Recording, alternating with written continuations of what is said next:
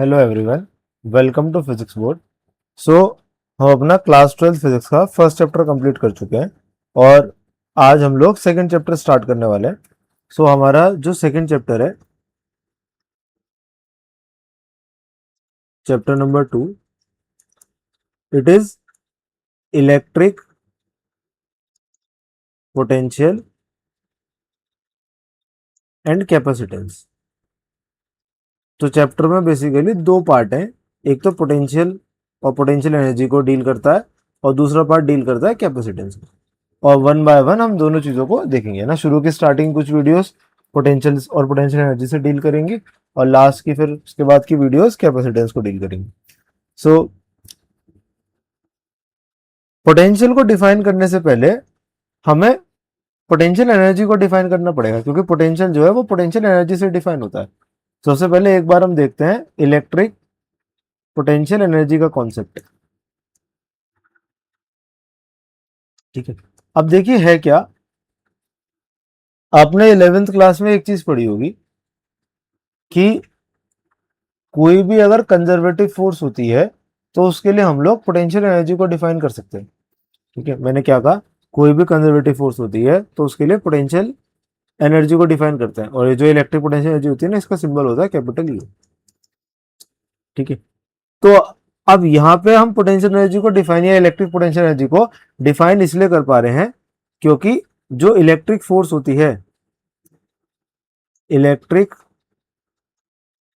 Force, ये कैसी होती है, ये कंजर्वेटिव होती है। ठीक है, अगर कोई फोर्स कंजर्वेटिव होगी तो उसके लिए हम इलेक्ट्रिक फोर्स को मतलब उसके लिए हम पोटेंशियल एनर्जी को डिफाइन करेंगे, और कंजर्वेटिव नहीं होगी तो डिफाइन नहीं करेंगे। अब वैसे तो ये अब 12th का पार्ट, मतलब आपने 11th में पढ़ा है कि conservative force non conservative force क्या होती है, बट फिर भी मैं एक बार, अगर जिनको ध्यान नहीं है, एक बार मैं रिवाइंड करा देता हूँ कि क्या कॉन्सेप्ट से क्या होते हैं। तो एक बार हम देख लेते हैं कंजर्वेटिव फोर्सेस को। यस, तो देखिए जरा। So conservative force, conservative force definition भी देखेंगे और फिर इसका एक इंट्यूटिव अंडरस्टैंडिंग भी डेवलप करेंगे कि क्या होता है। ठीक है, वैसे तो मैंने जब आपको प्रॉपर्टीज ऑफ इलेक्ट्रिक फोर्स कराए थे वहां ये पॉइंट लिखवाया था कि ये कंजर्वेटिव फोर्स होती है, वहां भी थोड़ा सा समझाया था कि कंजर्वेटिव फोर्स का मतलब क्या होता है, बट एक बार दोबारा देख लेते हैं। तो कंजर्वेटिव फोर्स वो फोर्स होती है जिनका किसी भी क्लोज पाथ के लिए जो टोटल वर्क डन होता है वो जीरो होता है। मतलब work done by conservative force for a close path is always equal to zero. तो अगर ऐसा कंडीशन होगी तो इसका वर्क डन क्या होगा, कंजर्वेटिव, वो ये फोर्स कैसी होगी, कंजर्वेटिव नेचर की होगी। एक और भी होती है, ये अगर ये कंडीशन होल्ड करेगी तो यहां से एक और भी आउटकम आप निकाल सकते हो। वो ये होता है कि इसका जो वर्क डन होता है वो इंडिपेंडेंट ऑफ पाथ होता है। मतलब पाथ पे डिपेंड नहीं करेगा कि किस पाथ से आपने वर्क डन करा है, खाली इनिशियल और फाइनल पोजीशन पे डिपेंड करेगा, पाथ इंडिपेंडेंट होगा। तो ऐसी फोर्सेस को बोलते हैं कंजर्वेटिव फोर्स। ठीक है, जिनका जो वर्क डन होगा पाथ पे डिपेंड नहीं करता, और जिनका एक कंप्लीट क्लोज पाथ के लिए जो वर्क डन होगा वो जीरो होता है। ठीक है, अब देखो दोनों चीजें सेम ही सिमिलर ही चीजें, पाथ पे डिपेंड नहीं करता। इसका मतलब क्या, मान लो ये इनिशियल पॉइंट है, फाइनल पॉइंट है, चाहे आप ऐसे चले गए और फिर आप किसी भी पाथ से आ गए, मान लो ऐसे आ गए, क्योंकि वर्क डन पाथ पर डिपेंड नहीं करता। तो जो आप ये गए हो ऐसे ए टू बी, जो आप गए हो उसमें जो वर्क डन हुआ है वो सेम है जो work done A to B में हुआ है, वो इक्वल है negative of work done B to A का। बस अपोजिट डायरेक्शन में हुआ है ना, तो नेगेटिव साइन आएगा, बट वर्क डन सेम है, क्योंकि खाली पाथ पर डिपेंड नहीं करेगा, खाली पोजीशन पर डिपेंड करेगा। अभी इधर आएगा तो मैं लिख सकता हूँ W A B plus W B A is equal to zero. मतलब कंप्लीट पाथ के लिए वर्क डन क्या हो गया, टोटल जीरो हो गया। ये कंजर्वेटिव फोर्स का डेफिनेशन होती है। ठीक है, अब जो मेन इंपॉर्टेंट चीज है वो ये है कि अगर इसके अगेंस्ट कोई वर्क डन करा जाए, ठीक है, वर्क डन डब्ल्यू डी का, ये जो मैं डब्ल्यू डी लिख रहा हूँ शॉर्ट में, इसका मतलब है वर्क डन है ना, शॉर्ट में लिख रहा हूँ, work done against conservative force, ठीक है, is stored in the system in the form of potential energy. ये सबसे इंपॉर्टेंट चीज है, यहीं से ये दोनों लिंक होती हैं। तो अगर आप in the form of potential energy, that means अगर आप कंजर्वेटिव फोर्स के अगेंस्ट कोई वर्क डन करते हो तो वो वर्क डन सिस्टम में स्टोर हो जाता है, किस फॉर्म में? पोटेंशियल एनर्जी की फॉर्म में। ठीक है, ये जनरल। अब इसका एसेंस एक बार देखते हैं कि क्या होता है, स्टोर होने का मतलब क्या है। अब जैसे मान लो एक बॉल है, देखो ग्रेविटेशनल फोर्स भी कंजर्वेटिव होती है, तो उसी एग्जांपल से मैं इसको समझाता हूँ। एक बॉल है, आपने इस बॉल को ऊपर फेंका, तो क्या होगा, ये एक पर्टिकुलर पॉइंट तक जाएगी जो मैक्सिमम हाइट अटेन करेगी और फिर वापस से नीचे आ जाएगी। अब देखो हुआ क्या है, जब ये बॉल ऊपर जा रही है, अब देखो इसको समझने के दो तरीके हैं। एक तो तरीका ये, आप खाली फोर्स से इसको डील करो। तो फोर्स से डील करूंगा तो कैसे डील करूंगा कि ये ऊपर जा रही है क्योंकि आपने कोई इनिशियली कोई फोर्स लगाई होगी इस पे, और फिर बाद में भले ग्रेविटी लग रही है बट वो इनिशियल फोर्स ग्रेविटी से ज्यादा स्ट्रॉन्ग है, तो बॉल ऊपर जा रही है जब तक उसकी बिल्कुल टॉप मोस्ट पॉइंट पर टोटल फोर्स, मतलब जो उसकी वेलोसिटी है वो जीरो ना हो जाए। उसके बाद क्या होगा, उसके बाद ये वापस से नीचे आएगी because of the gravitational force which always acts in the downward direction. तो ग्रेविटेशनल फोर्स नीचे एक्ट करती है। बट फोर्स क्या होती है, एक वेक्टर क्वांटिटी होती है।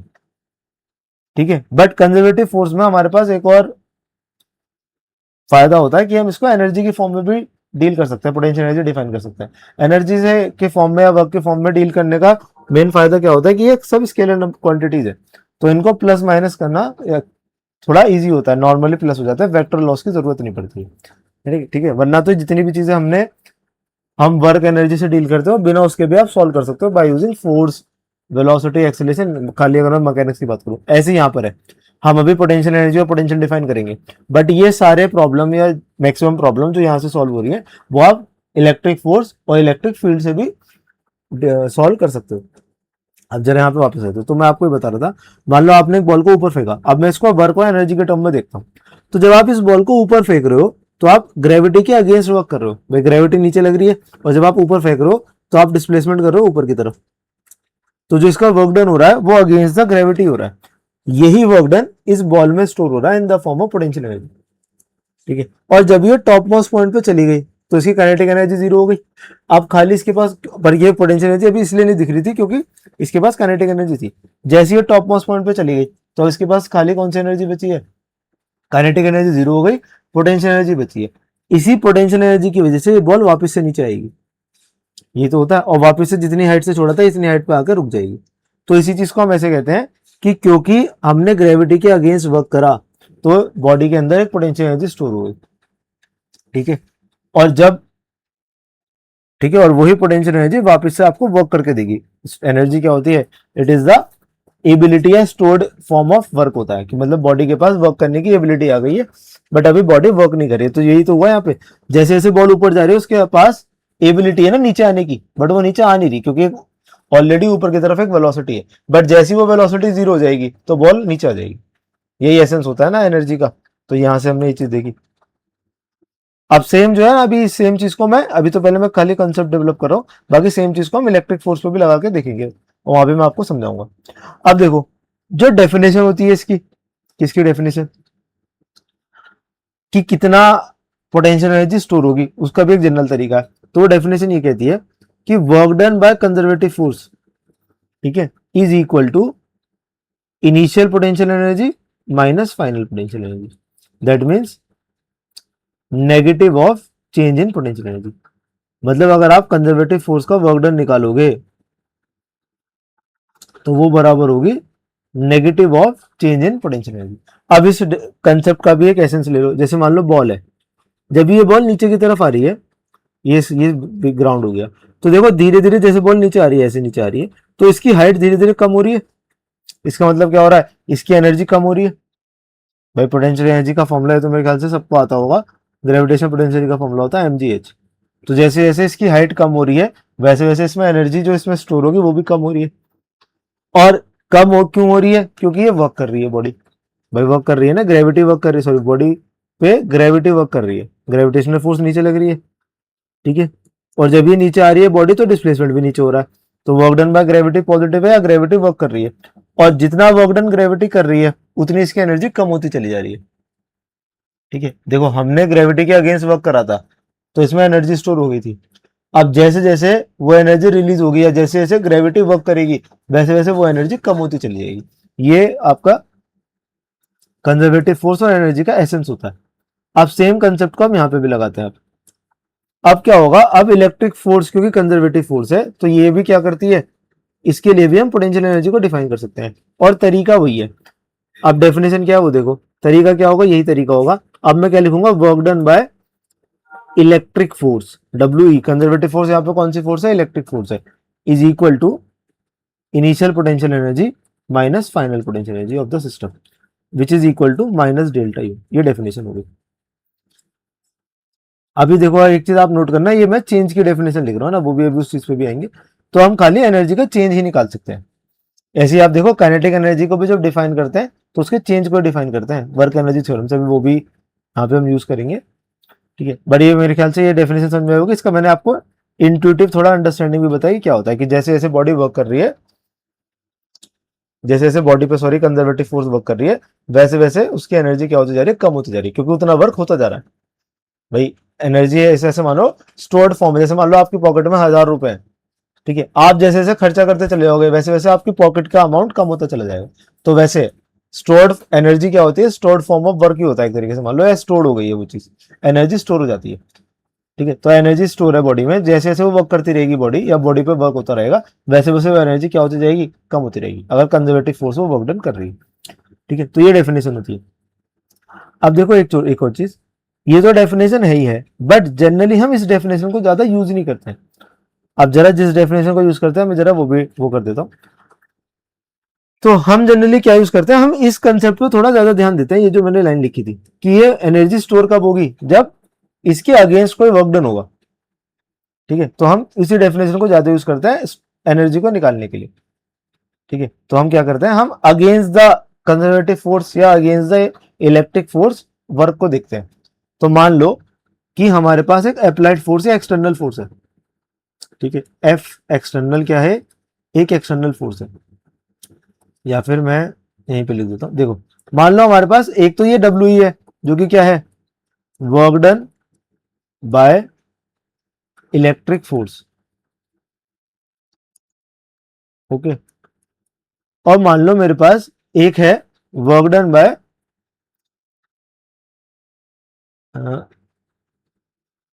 ए कर देता हूं।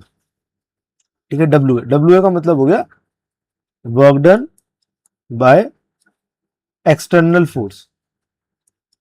एक्सटर्नल बोलो या फिर अप्लाइड बोलो, एक ही मतलब है कि बाहर से आपने कोई फोर्स लगाई है जो कि एक्सटर्नल फोर्स है, ये वो होगी, जो कि हम ऑफ कोर्स क्या लगाएंगे, अगेंस्ट द इलेक्ट्रिक फोर्स लगाएंगे। ठीक है, अगेंस्ट द इलेक्ट्रिक, जैसे मैंने बताया ना कि अगर आप ग्रेविटी के अगेंस्ट वर्क कर रहे हो तो एनर्जी उसमें स्टोर होगी, तो ऐसे एक फोर्स लगाएंगे जो कि इसके अगेंस्ट जो है स्टोर होगी। ठीक है, अब जरा देखो। ठीक है, तो देखो यहाँ चलो मैं ड्रॉ भी कर देता हूँ एक सिंपल सी चीज। मान लो अगर ये डायरेक्शन होगी इलेक्ट्रिक फोर्स की, तो अप्लाइड फोर्स इससे अपोजिट डायरेक्शन में होगी, जो एक्सटर्नल फोर्स होगी या अप्लाइड फोर्स होगी। मैं क्योंकि ई दो बार आ जाएगा इसलिए मैं क्या कर रहा हूँ, इसको अप्लाइड फोर्स बोल रहा हूँ, अप्लाइड बोलो एक्सटर्नल बोलो एक ही मतलब है। ठीक है, और ये ई एफ ई का मतलब हो गया इलेक्ट्रिक फोर्स। ठीक है, अब जरा एक चीज देखो, एक हमारे पास कॉन्सेप्ट होता है work energy theorem, work energy theorem. Work energy theorem ये कहता है कि टोटल वर्क डन जो होगा, टोटल वर्क डन ये बराबर होगा चेंज इन काइनेटिक एनर्जी के। Total work done is equal to change in kinetic energy of the system, ये होता है। ठीक है, तो अब जरा चलो नेक्स्ट पेज पे ही कर लेते हैं। ठीक है, तो वो टोटल वर्क डन क्या होता है, चेंज इन काइनेटिक एनर्जी होता है। अब देखो, अब हमारे सिचुएशन में दो फोर्स हो गई, एक तो इलेक्ट्रिक फोर्स हो गई, क्योंकि इलेक्ट्रिक फोर्स है तभी तो हम इस सारी चीजों को डिफाइन कर पा रहे हैं, और एक हमने अप्लाइड फोर्स लगाई है जो कि इससे अपोजिट डायरेक्शन में होती है।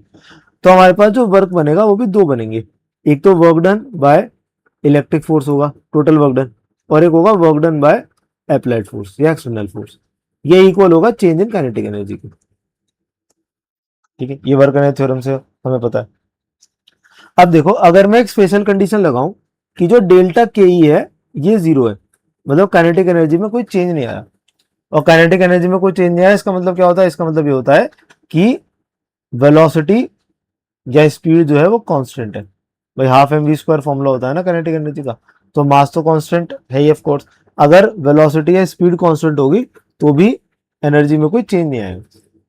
ठीक है, वैसे तो स्पीड कांस्टेंट होनी चाहिए, बट अगर हम स्ट्रेट लाइन मोशन की तरह अगर कंसिडर करें स्ट्रेट लाइन मोशन को, तो फिर वेलोसिटी भी कांस्टेंट होनी चाहिए।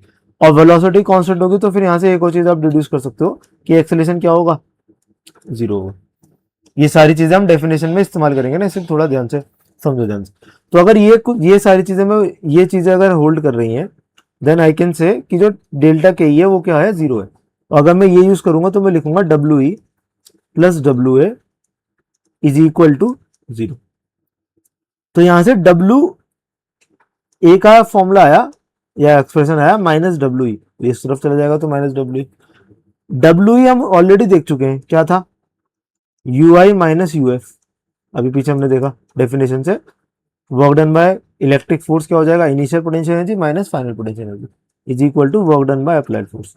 तो यहां से एक इंपॉर्टेंट रिजल्ट आता है कि वर्क डन बाय अप्लाइड या external force is equal to U F minus U I which is equal to delta U. इस डेफिनेशन को ज्यादा यूज करते हैं, रीजन मैंने आपको बताया, क्योंकि ये ऐसा एसेंस देता है कि आपने इलेक्ट्रिक फोर्स के अगेंस्ट वर्क करा तो उसके अंदर एनर्जी स्टोर होती चली गई। ठीक है, वो जो प्रीवियस डेफिनेशन थी वो वैसे ज्यादा फंडामेंटल है, बट उसका एसेंस थोड़ा सा ये आता है कि बॉडी पे क्योंकि एनर्जी है तो धीरे धीरे वो एनर्जी क्या हो रही है, कम होती जा रही है जब वो कंजर्वेटिव फोर्स वर्क कर रही है। बट यहाँ पे हम उसको बिल्डअप का सेंस में देख रहे हैं कि वो एनर्जी बिल्डअप ही क्यों हो रही है, क्योंकि कोई एक्सटर्नल फोर्स ने कंजर्वेटिव फोर्स के अगेंस्ट वर्क करा है। ठीक है, तो ये डेफिनेशन होगा, इसी को हम यूज करेंगे, ठीक है, डिफाइन करने के लिए। ठीक है, अब जरा एक चीज और समझो, अब आप यहां दोनों एक्सप्रेशन से, चाहे ये वाला एक्सप्रेशन हो, ये W is equal to U I minus U F, ये तो ये वाला एक्सप्रेशन है, चाहे चाहे जो मैंने अभी एक्सप्रेशन निकाला चाहे ये हो, दोनों से जो डिफाइन हो रहा है वो change in potential energy define हो रहा है। पोटेंशियल एनर्जी डिफाइन नहीं हो रहा, उसका चेंज की वैल्यू आई है, उसके चेंज की डेफिनेशन आई है। ठीक है, तो डेफिनेशन क्या है, that the change in potential energy is equal to the total work the work done by the external force in moving an object from one point to another. ठीक है, without any acceleration, proper definition ये है। ठीक है, या फिर by या फिर in changing the configuration of the system without any acceleration. अगर आप एक्सटर्नल फोर्स का वर्क डन लिख रहे हो तो फिर ये इंपॉर्टेंट है मेंशन करना कि कोई भी एक्सेलरेशन ना हो। बट अगर आप work done by conservative force या मतलब work done by electric force से लिख रहे हो तो फिर ये कंडीशन नहीं है ना। देखो ना, इस डेफिनेशन के लिए ये कंडीशन नहीं है कि एक्सेलरेशन जीरो होना चाहिए, बट इस डेफिनेशन के लिए W equal to delta U, इसके लिए ये कंडीशन है that acceleration should be zero. तो अभी जब बाकी अभी हम थोड़े फॉर्मल डेफिनेशन देखेंगे तो वहां पे इस चीज को देखेंगे। तो आई होप सो ये अंडरस्टैंडिंग थोड़ी डेवलप हुई होगी। अब जो मैंने कहा कि खाली चेंज ही पोटेंशियल एनर्जी का ऐसे डिफाइन हो रहा है, बट अगर आपको किसी कॉन्फ़िगरेशन के लिए या पोटेंशियल एनर्जी निकालनी हो, किसी पर्टिकुलर कॉन्फ़िगरेशन के लिए किसी पॉइंट पे पोटेंशियल एनर्जी निकालनी हो, तो वो कैसे निकालोगे, तो उसके लिए क्या करना होता है, उसके लिए हमें एक रेफरेंस सेट करना पड़ता है। ठीक है, सो हमारे एक्सप्रेशन में क्या हो रहा है, डेल्टा यू ही डिफाइन हो रहा है। ठीक है, सो टू फाइंड यू, किसी भी कॉन्फ़िगरेशन के लिए अगर यू निकालना हो तो वी डिफाइन एक रेफरेंस को डिफाइन करते हैं। ठीक है, रेफरेंस को डिफाइन करते हैं। अब ये रेफरेंस पॉइंट कुछ भी हो सकता है डिपेंडिंग अपॉन कि क्या कॉन्फ़िगरेशन और क्या जो है चीजों को ईज करेगा, कैलकुलेशन हो गया या कौन या ठीक है क्या चीज कैलकुलेशन वगैरह को थोड़ा इजी करेगी। बट जनरली क्या होता है, जनरली जो रेफरेंस पॉइंट होता है, जो जो रेफरेंस या रेफरेंस पॉइंट होता है, ये जनरली हम लेते हैं इन्फिनिटी। ठीक है, जनरली हम रेफरेंस पॉइंट को क्या लेते हैं, इन्फिनिटी लेते हैं। ठीक है, जनरली जो रेफरेंस पॉइंट होता है ये आर टेंडिंग टू इन्फिनिटी ले जाता है, और इस जब ये इन्फिनिटी के इक्वल होगा, सॉरी इन्फिनिटी है ना, जीरो नहीं, तो जब ये इन्फिनिटी के इक्वल होगा तो तब हम यू को कर देते हैं जीरो। जनरली जो रेफरेंस पॉइंट लिया जाता है ये इन्फिनिटी लिया जाता है। ठीक है, जैसे फॉर एग्जांपल, जैसे मान लो मेरे पास एक चार्ज है ना, क्यू चार्ज है, और एक दूसरा क्यू चार्ज है। स्मॉल क्यू है, कैपिटल क्यू एक स्मॉल क्यू है, तो इन दोनों में एक पोटेंशियल एनर्जी एग्जिस्ट कर रही है, ठीक है। अब वो एनर्जी जीरो कब होगी, जब ये इससे इनफाइनाइट डिस्टेंस पे हो जाएगा, जब ये बहुत दूर हो गया।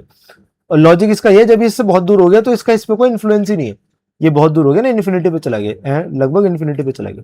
तो अब जब ये इन्फिनिटी पे चला गया तो ये जो ये कैपिटल क्यू है इसका कोई इन्फ्लुएंस स्मॉल क्यू पे नहीं है, स्मॉल क्यू का कोई कैपिटल क्यू पे नहीं है, तो इनकी एनर्जी जीरो है, ठीक है। इन दोनों की एनर्जी क्या है, इस पूरे सिस्टम की एनर्जी क्या हो जाएगी, तब हम इसको जीरो मान लेते हैं। जब ये इन्फिनिटी पर है तब इसको जीरो मान लेते हैं, ठीक है। थोड़ा लॉजिकल भी है ये अप्रोक्सीमेशन, क्योंकि जब ये इन्फिनिटी पे है तो दोनों का कोई इन्फ्लुएंस ही नहीं है, ठीक है। कोई इलेक्ट्रिक फोर्स ही दोनों पे एक्ट नहीं कर रही है, तो इस वजह से कोई एनर्जी भी एक्ट नहीं कर रही, कोई फोर्स ही नहीं है, ठीक है। जब ये सेपरेशन है तो कोई वर्क डन भी नहीं करना पड़ेगा और कोई एनर्जी भी नहीं होगी, ठीक है। तो ये चीज हम मान लेते हैं। अब जरा मुझे, जैसे मैं कह रहा था कि मैं एक बार आपको इससे भी बताऊंगा चार्ज के केस में, अब जरा सोचो कि एनर्जी का अगर मुझे थोड़ा और लॉजिकल, जैसे मैंने भी ग्रेविटी का बताया वैसे देखना हो तो वो कैसे डेवलप होगा, ठीक है। अब जरा देखो, हमें पता है कि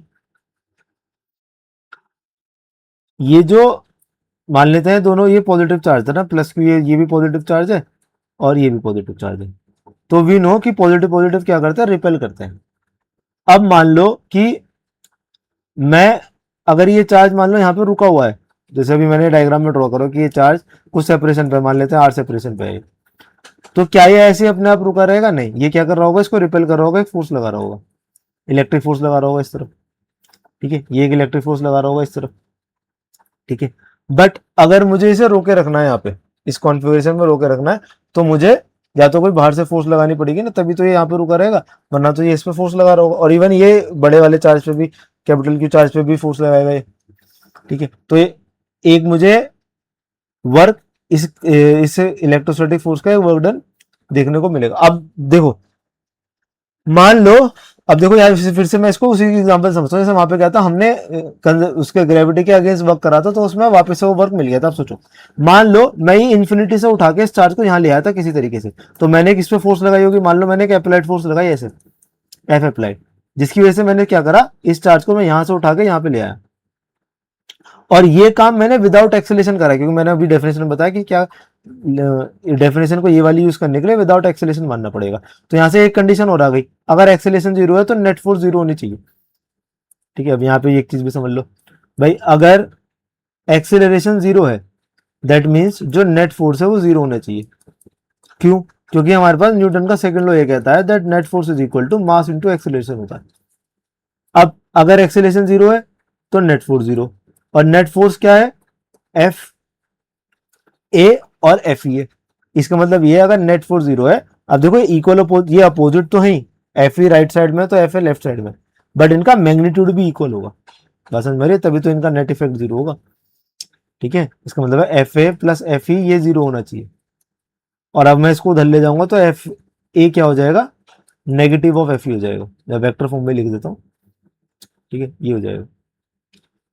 तो मैग्नीट्यूड तो इनका इनका डायरेक्शन तो अपोजिट है ही है, साथ साथ इनका मैग्नीट्यूड भी सेम है, तभी ये कंडीशन होल्ड करेगी, ठीक है। तो मैंने एक एफ ए फोर्स लगाई जिसकी वजह से क्या हो रहा है, ये ऐसे मूव हो रहा है, ठीक है, ये इस तरफ मूव हो रहा है। अब ऐसे तो देखो एक चीज सोचो, अगर ये फोर्स ही दोनों इक्वल अपोजिट हो गई, बराबर हो गई, तो फिर मूवमेंट ही नहीं होगा। बट इस तरह का ये थोड़ा आइडियलाइज कंसेप्ट है, मतलब एक ऐसे मानो कि हम इतना धीरे धीरे इसको मूव करा रहे हैं कि लगभग ये फोर्स बराबर है, एक्चुअल में बराबर हो गई तो स्टार्ट ही नहीं होगा मोशन।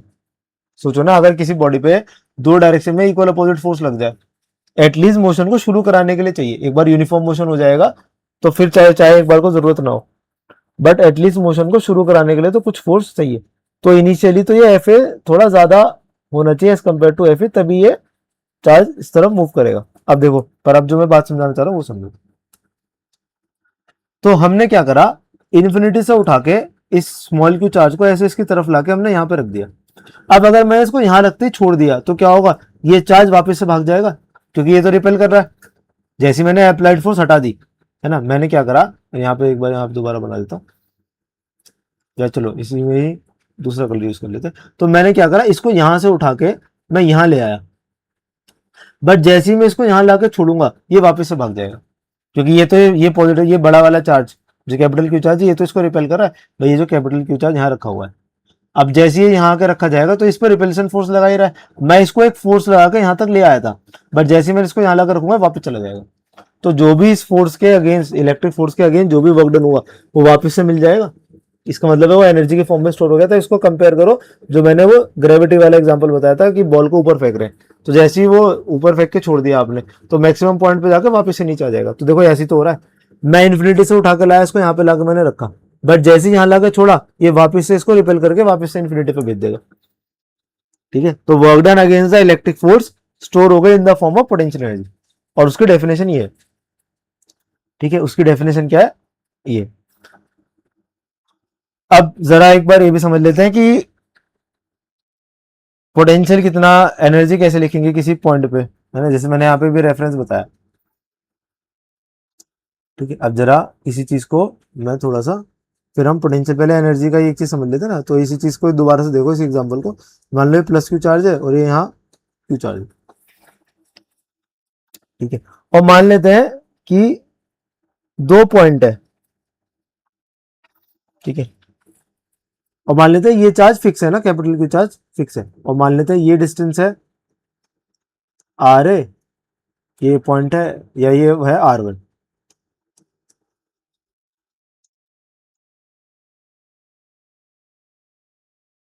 ये डिस्टेंस है आर वन और ये डिस्टेंस है आर टू।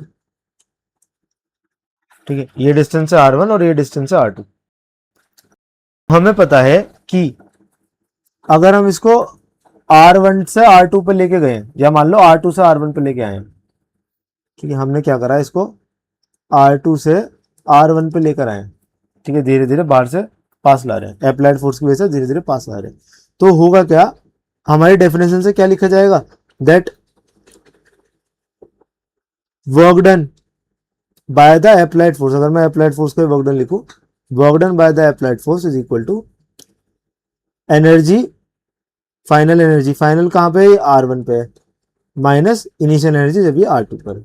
ये डेफिनेशन से लिख दिया मैंने। भाई work done by the applied force ये कितना है, जब आप इसको एनर्जी जब ये आर वन पे था माइनस एनर्जी जब ये आर टू पे था, that is final energy minus initial energy, ये हो जाएगा work done by the applied force. अब दूसरी चीज, अब मैंने क्या कहा, अगर मुझे किसी पॉइंट पे लिखना है पोटेंशियल एनर्जी को, तो मैं क्या करूंगा, एक को रेफरेंस मान लूंगा जो कि जीरो इन्फिनिटी पे मान लूंगा। तो मैं मान लेता हूं कि लेट आर वन जो है वो इन्फिनिटी है, तो मेरा यू एट आर वन भी कितना हो जाएगा, जीरो। ठीक है, अगर मेरा आर वन जो है, नहीं सॉरी आर टू से ला रहे हैं ना, तो आर टू को इन्फिनिटी मानते हैं। हाँ, तो मान लो मेरा आर टू क्या है, आर टू इन्फिनिटी है, तो यू एट आर टू भी कितना हो जाएगा, जीरो। और जब मैं इस चीज को यहाँ पे इस फॉर्मूले में यूज करूंगा तो देखो जरा क्या बनेगा,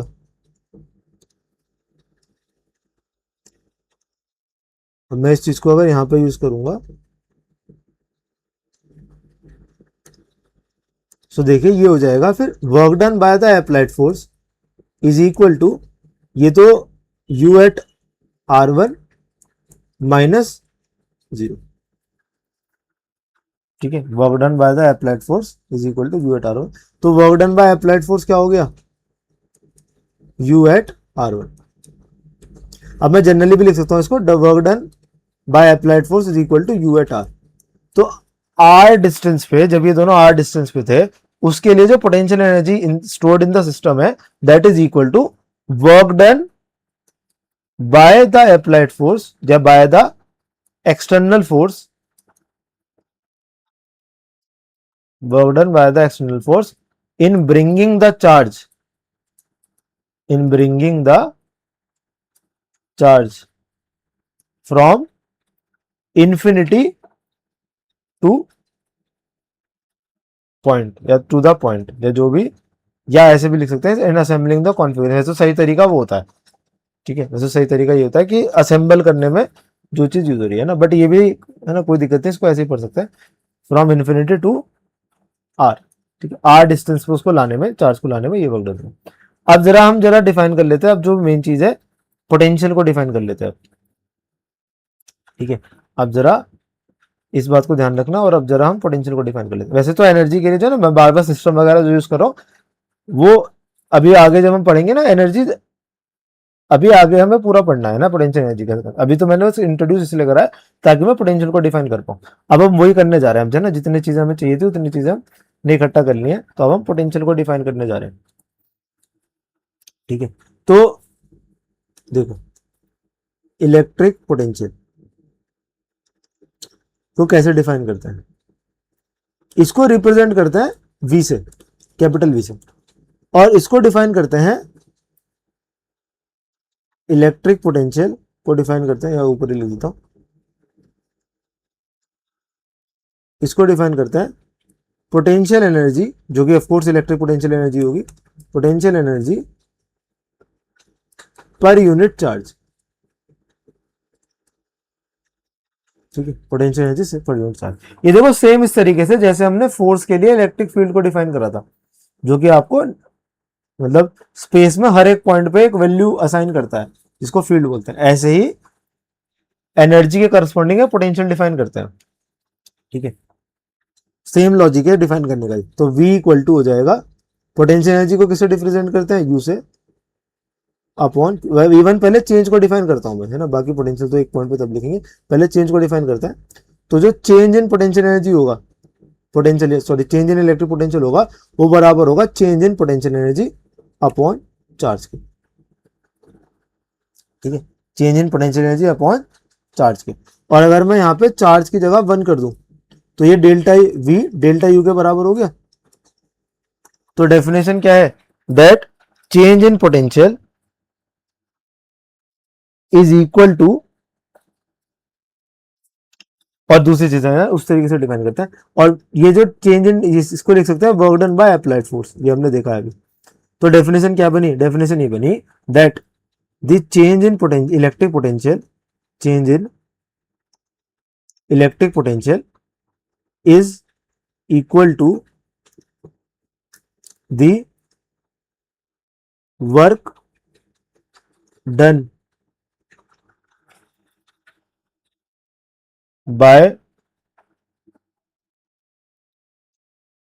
the external force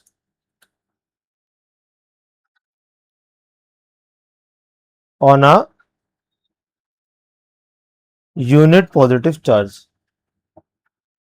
unit positive charge। ठीक है, is equal to work done by the applied force on a unit positive charge.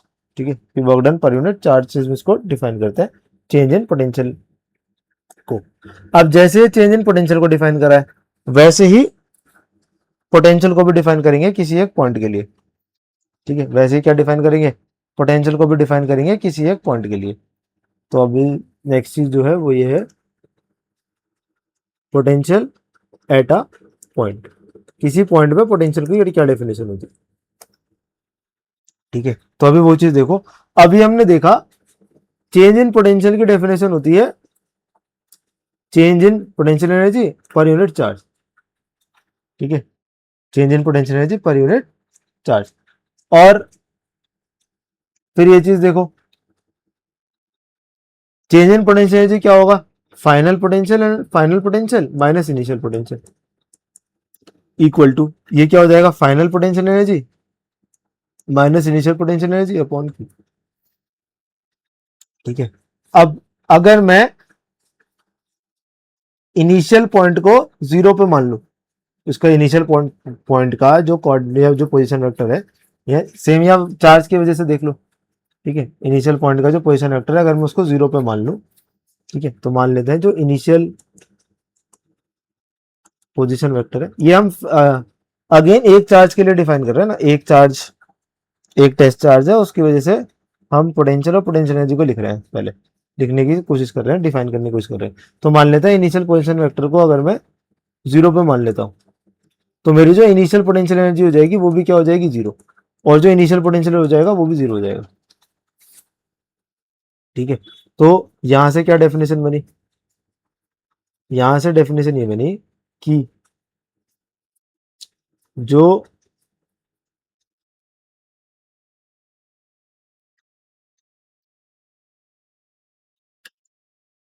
या ऐसे लिख लो इसको, एक तो एक तरीका और है, इस तरीका क्या है ना, एक लिखने का तरीका, ये जो वी एफ है मैं इसको ऐसे लिख सकता हूँ वी एट, अगेन वही डायग्राम कंसिडर करो जो मैंने अभी पीछे बनाया था, ठीक है। कि एक हमारे पास, मैं यहाँ दोबारा बना देता हूँ, वो थोड़ा सा ज़्यादा बेटर रहेगा शायद आप लोगों के लिए। तो मान लो ये मेरे पास एक टेस्ट चार्ज है प्लस क्यू, और ये छोटा क्यू था, और पहले वही अगेन पहले कुछ डिस्टेंस था और अब कुछ नया डिस्टेंस हो गया। अब इसको इधर ले गए, है ना, पहले डिस्टेंस था, पहले क्या माना था मैंने, R1 R2 ऐसे माना, ये था R1, ये था R2, ठीक है। तो यहां से अब देखो, तो अगर मुझे पोटेंशियल लिखना हो, क्या लिखना हो, मुझे लिखना हो पोटेंशियल एट, इनिशियल पॉइंट था R2, फाइनल था R1, तो potential at R1 minus potential at R2, ये बराबर होगा energy at R1 minus energy at R2 upon Q, जिस क्यू चार्ज को आप ऐसे मूव करा रहे हो, ठीक है। अब यहां से देखो, अगर मैं ये इनिशियल पोजीशन वेक्टर को जीरो कर दूं, मतलब अगर मैं R2 को जीरो कर दूं, तो मेरा UR2 भी जीरो हो जाएगा और VR2 भी जीरो हो जाएगा, पोटेंशियल एनर्जी भी जीरो और पोटेंशियल भी जीरो। तो यहां से बनेगा V at R1 is equal to U at R1, अब ये तो जीरो हो गया, बाय Q, मतलब V at any point R is equal to potential energy at that point या for that configuration upon Q, ठीक है, potential at that point U। अब देखो ये क्या है, ये जो U एट R U है, इसको क्या लिख सकते हैं, work done by applied force upon Q, ठीक है। और ये वर्क डन है क्या, आप जरा ध्यान से देखो, एक पॉइंट तो इन्फिनिटी से है, तो देखो अब यहां से डेफिनेशन क्या बनी, यहां से डेफिनेशन ये बनी, मैं पहले डेफिनेशन लिख देता हूं, that electric potential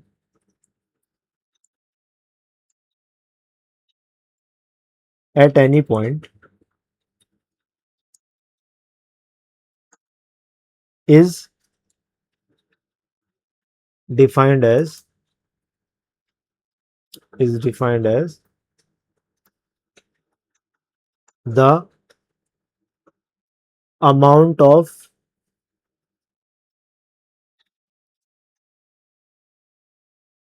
work done by an external agent on a unit positive charge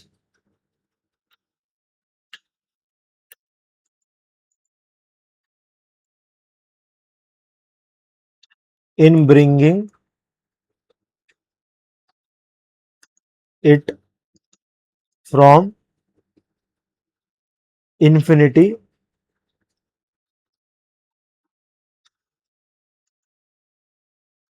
to that point without any acceleration। अब देखो, अगर मैं डायरेक्ट ये डेफिनेशन ये लिख देता तो ये आपको समझ नहीं आता, बट अब हमने इसको एक एक करके इसका पहले हमने कंसेप्ट बिल्ड करा है कि ये विदाउट एनी एक्सेलरेशन क्यों है, क्योंकि हम अप्लाइड फोर्स वाले वर्क डन की डेफिनेशन को, अप्लाइड फोर्स वाले डेफिनेशन को यूज कर रहे हैं, तो एक्सेलरेशन तो जीरो होना है, ठीक है, पहली चीज तो ये, ठीक है, इसको यूज कर रहे हैं। बाकी इन्फिनिटी का कंसेप्ट क्या है, क्योंकि डेफिनेशन खाली चेंज के लिए है। अब अगर आपको किसी पर्टिकुलर उसका निकालना है तो आपको क्या करना पड़ेगा, आपको एक रेफरेंस पॉइंट मानना पड़ेगा, जो कि हम क्या मानते हैं, इन्फिनिटी को मानते हैं, ठीक है। और बाकी ये तो है कि वर्क डन किसका है, एक्सटर्नल एजेंट का वर्क डन होगा, तो किसी भी पॉइंट पे पोटेंशियल को ऐसे डिफाइन करते हैं, ठीक है, जो कि हमने यहाँ पे देखा, ठीक है। तो हमारे पास ये वी आर क्या आया, ये वी फॉर एनी आर, ये कितना आया, work done by applied force, कहां से कहां तक, इन्फिनिटी से लेके आर तक ले जाने में, ठीक है। ये जो मैंने ब्रैकेट में लिखा है इन्फिनिटी टू आर, ये इसको रिप्रेजेंट कर रहा है कि कहां से कहां तक लेकर आए, इन्फिनिटी से आर तक लेकर आए, डिवाइडेड बाय क्यू, किस चार्ज को लेकर आए, क्यू चार्ज को लेकर आए, ठीक है, किस चार्ज को लेकर आए, क्यू चार्ज को लेकर आए। तो आप देखो, सेम जैसे इलेक्ट्रिक फील्ड का कंसेप्ट था वैसे ही यहाँ का है, और सेम चीज आप यूज भी करेंगे जब हम चीजों को डिराइव करेंगे, तो हम क्या करेंगे, टेस्ट चार्ज मानेंगे, यूनिट टेस्ट चार्ज, जैसे वहां पे हम एक यूनिट टेस्ट चार्ज मानते थे, ताकि वो जिस सोर्स की वजह से आप पोटेंशियल निकाल लो, जैसे इलेक्ट्रिक फील्ड निकाल लो, उसको चेंज ना करे, तो वैसे सेम लॉजिक से यहाँ भी हम एक बहुत छोटा सा टेस्ट चार्ज मानेंगे, जो कि जितना हो सके उतना छोटा होना चाहिए, और उसकी वजह से फिर क्या निकालेंगे, उस टेस्ट चार्ज के लिए वर्क डन निकालेंगे, फिर वो work done upon test charge ही पोटेंशियल के बराबर होगा, है ना। अब मैं आपको भी करके दिखाता हूँ, ठीक है। उससे पहले एक दो चीजें छोटी छोटी बातें, वो ये है कि जो ये पोटेंशियल होता है, ये कैसी क्वांटिटी होती है? ये एक स्केलर क्वांटिटी होती है ना। पोटेंशियल के बारे में एक दो बातें। पहली बात क्या है, ये कैसी क्वांटिटी है? स्केलर, ठीक है, स्केलर क्वांटिटी है। दूसरा, इसकी यूनिट क्या होती है? इसकी ऐसा यूनिट होती है वोल्ट, ठीक है। तो यहां से 1 वोल्ट की भी डेफिनेशन क्या हो गई? 1 वोल्ट हो गया 1 जूल अपॉन 1 कूलम। डेफिनेशन देखो ना भाई, डब्ल्यू की वी की डेफिनेशन क्या है? W by Q. That means potential at any point is equal to 1 volt if 1 joule of an work is done by the external source in bringing a 1 coulomb charge, positive charge from infinity to that point, ठीक है। Charge कितना होगा? 1 coulomb, और work कितना होगा? 1 joule, उसको infinity से वहां तक लाने के लिए। ये डेफिनेशन हो गई। बाकी अगर इसका डायमेंशन देखना हो, एक बार डायमेंशन को देख लेते हैं। डायमेंशन, तो देखो डायमेंशन निकालो भाई। वर्क का डायमेंशन क्या होगा? ml/t-2, और चार्ज का डायमेंशन क्या होगा? 80। इसको सॉल्व करोगे तो क्या आ जाएगा? m का m, l का 2, t का -3 और a का -1। तो ये हो गई पोटेंशियल की डायमेंशन, ठीक है। तो ये हमने छोटी छोटी चीजें भी उसके रिगार्डिंग देख लिया कि क्या ऐसा यूनिट होती है, क्या डायमेंशन होती है। अब पहला एक छोटा सा डेरिवेशन, और वो है electric potential due to a point charge. Due to a point charge. अब हम एक पॉइंट चार्ज की वजह से पोटेंशियल को निकालने की कितना पोटेंशियल होगा, electric potential due to a point charge, ठीक है। अब देखो, सो मान लेते हैं ये मेरे पास एक पॉइंट चार्ज है ना। अब जरा डेरिवेशन देखते रहना। तो मान लेते हैं कि मेरे पास एक ये पॉइंट चार्ज है, यहाँ पे यहीं पे ड्रॉ कर देता हूँ। ये मेरे पास एक पॉइंट चार्ज है, थोड़ा एग्जैगरेट करके बना रहा हूँ, जो कि प्लस क्यू है, ठीक है। और मुझे इस पॉइंट पे पोटेंशियल निकालना है, ठीक है। इस पॉइंट पे पोटेंशियल निकालना है, जिसको यू में कॉल इट एज पी। मुझे इस पी पॉइंट पे पोटेंशियल चाहिए, ठीक है। तो तरीका क्या है? तरीका ये है, यहाँ पे क्यू नॉट चार्ज को लेकर आओ, कहां से? इन्फिनिटी से, और फिर वर्क डन निकालो कि इन्फिनिटी से यहां तक लाने में कितना वर्क डन हुआ, और वही work done upon Q not किसके बराबर होगा? पोटेंशियल के बराबर होगा। वही डेफिनेशन को यूज करेंगे, ठीक है। और मान लेते हैं कि जब ये यहाँ पे रखा हुआ है, ये जो क्यू, ये जो पी पॉइंट है, ये इससे आर डिस्टेंस अपार्ट है, ठीक है।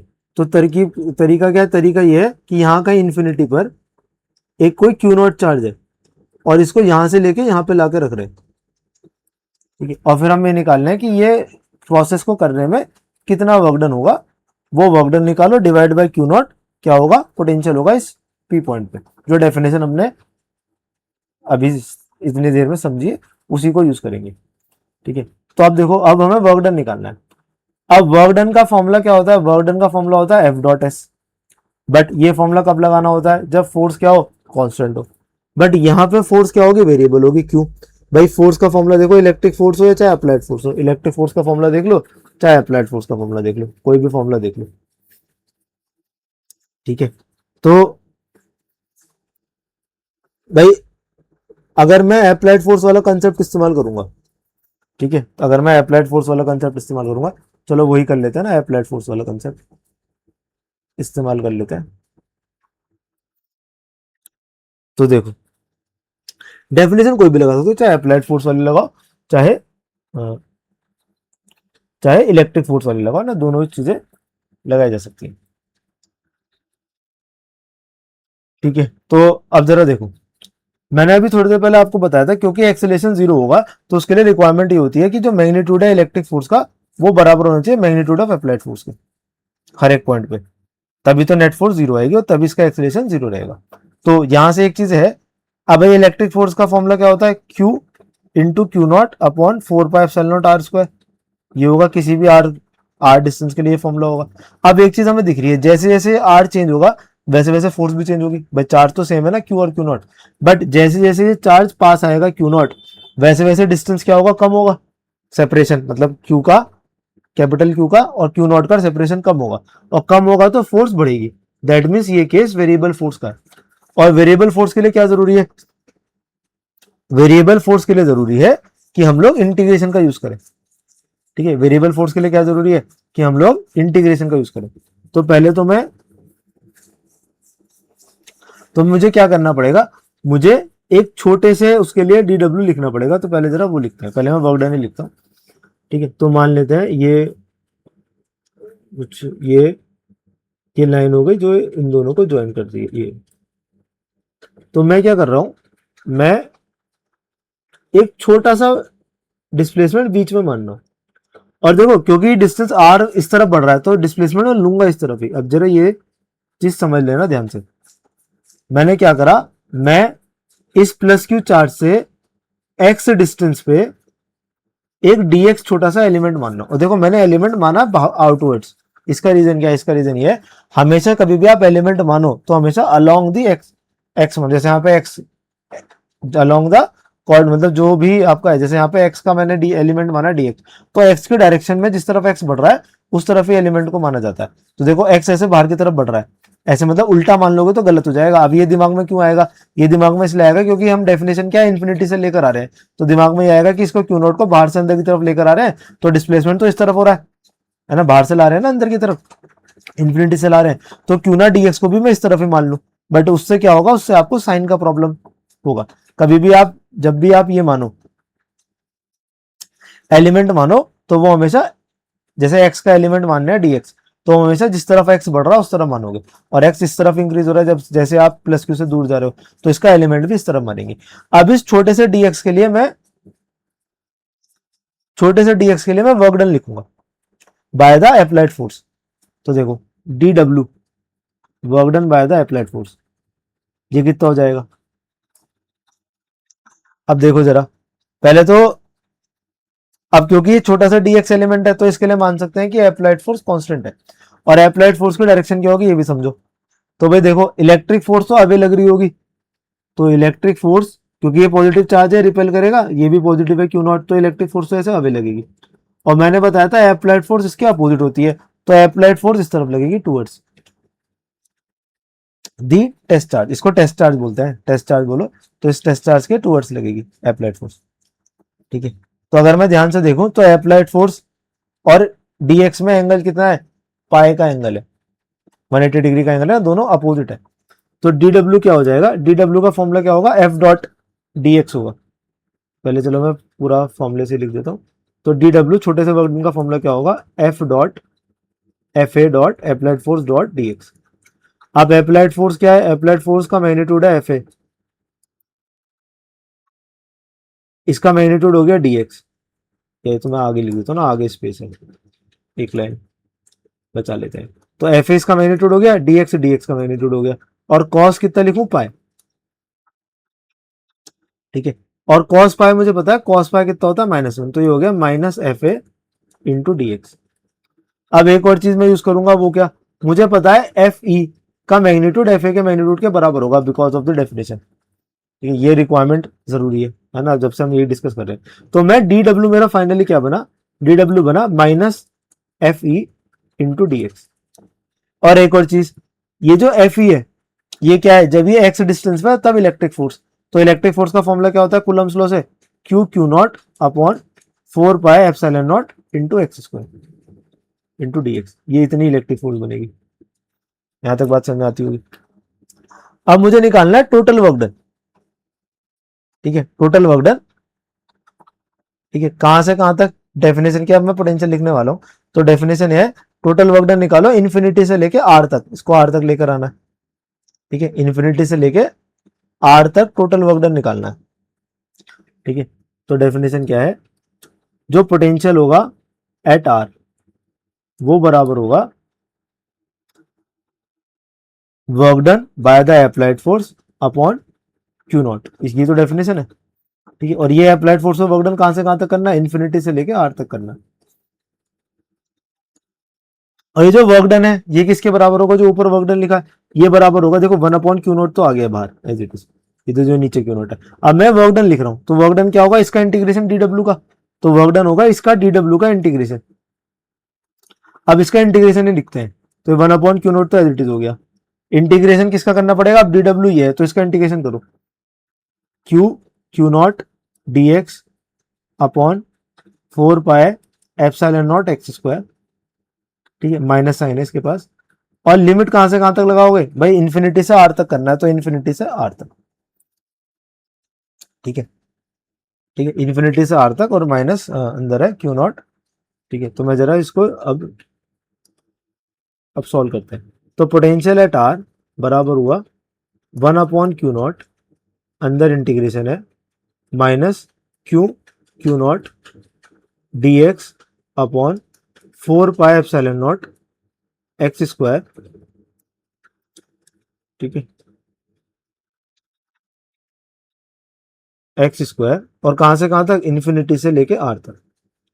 अब एक काम कर सकते हैं हम, इस Q0 और ये सब तो कांस्टेंट है, Q0 और 4 पाई एप्सिलॉन नॉट तो कांस्टेंट है, और तो मैं इन सबको इससे बाहर लिख सकता हूँ, और इस माइनस साइन को हटा दूंगा तो लिमिट को भी हम पलट सकते हैं, ठीक है। तो मैं क्या कर रहा हूँ, इसको लिख रहा हूँ Q0 upon 4 pi epsilon not, और अंदर बचेगा, इसको मैं कर रहा हूँ आर से इन्फिनिटी, आर से इन्फिनिटी करने से क्या हुआ, ये नेगेटिव साइन खत्म हो जाएगा, ठीक है, ये इंटीग्रेशन की प्रॉपर्टी होती है, अगर मैं इसको लिमिट को पलट दूंगा तो नेगेटिव साइन हट जाएगा, और Q0 से सब बाहर ले आया तो बचेगा क्या अंदर, खाली dx अपॉन एक्स स्क्वायर, ये बचा अंदर,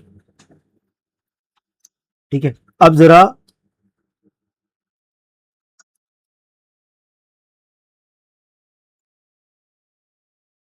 अब जरा इसको इंटीग्रेट करते हैं, तो ये क्या है, 1/x² बेसिकली है x की पावर -2, ठीक है, 1/x² का मतलब क्या है, x की पावर -2, आर से इन्फिनिटी, ठीक है। और अगर ये आपको कंफ्यूजिंग लग रहा हो तो आप -n बाहर लिख के इसको इन्फिनिटी से आर भी मान सकते हैं। अगर ये लग रहा हो ना कि ये मैंने क्यों ये लिमिट बदल दी, तो चाहे तो मत बदलो, ठीक है, एक और एक्स्ट्रा चीज नहीं करता है, मैं इसको इन्फिनिटी से आर ही लिख देता हूँ, है ना, माइनस साइन को रख लेते हैं। अब ये बेसिकली क्या बन गया, ये बन गया इन्फिनिटी से आर तक, और अंदर बना एक्स की पावर -2। वही तो आपने पढ़ा है, 8th 9th क्लास में पढ़ा होगा कि पावर डिनोमिनेटर में पावर होने का मतलब ये होता है कि आप उसको पावर को नेगेटिव करके ऊपर लिख सकते हैं। अब यहाँ पे आप फॉर्मूला यूज करेंगे, और फॉर्मूला क्या है, फॉर्मूला होता है कि इंटीग्रेशन ऑफ, फॉर्मूला क्या होता है, फॉर्मूला होता है इंटीग्रेशन ऑफ एक्स की पावर n dx, ये बराबर होता है एक्स की पावर n+1 अपॉन n+1 के, ये यूज करेंगे। तो यहाँ पे देखो एक्स की पावर -2 है और dx है, तो इसको इंटीग्रेट करोगे तो एक्स की पावर -2+1 अपॉन -2+1 हो जाएगा, तो यही यहाँ पे सॉल्व करते हैं, यहाँ पे यूज करते हैं। तो जब मैं इसको इंटीग्रेट करूंगा तो ये हो जाएगा v at R is equal to minus, अब देखो ये नीचे तो Q0 था, है ना, ये नीचे तो Q0 था और ये ऊपर Q0 था, तो Q0 से Q0 तो कैंसिल कर दो, तो बचा क्या, -q upon 4 pi epsilon not. अब इसको इंटीग्रेट कर रहे हैं तो ये बनेगा इंटीग्रेशन करके एक्स की पावर -2+1 अपॉन -2+1, और लिमिट वही है इन्फिनिटी से आर तक, तो ये बन गया -q upon 4 pi epsilon not, और अंदर बना एक्स की पावर -1 अपॉन -1। अब देखो ये -1 तो बाहर लिया और माइनस माइनस कैंसिल हो जाएगा, तो फाइनली बचेगा क्या, फाइनली बचेगा q upon 4 pi epsilon not 1/x की पावर r और इन्फिनिटी, ये बचा, ये -1 में बाहर ले गया तो ये माइनस माइनस प्लस हो जाएगा।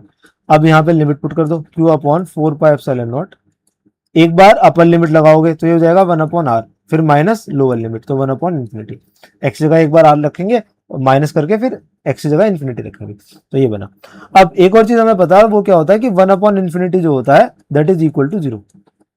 ये मैंने लास्ट मतलब ये मैंने प्रीवियस चैप्टर में भी किसी न किसी लेक्चर में समझाया था कि 1/इन्फिनिटी की वैल्यू जो होती है वो 0 होती है।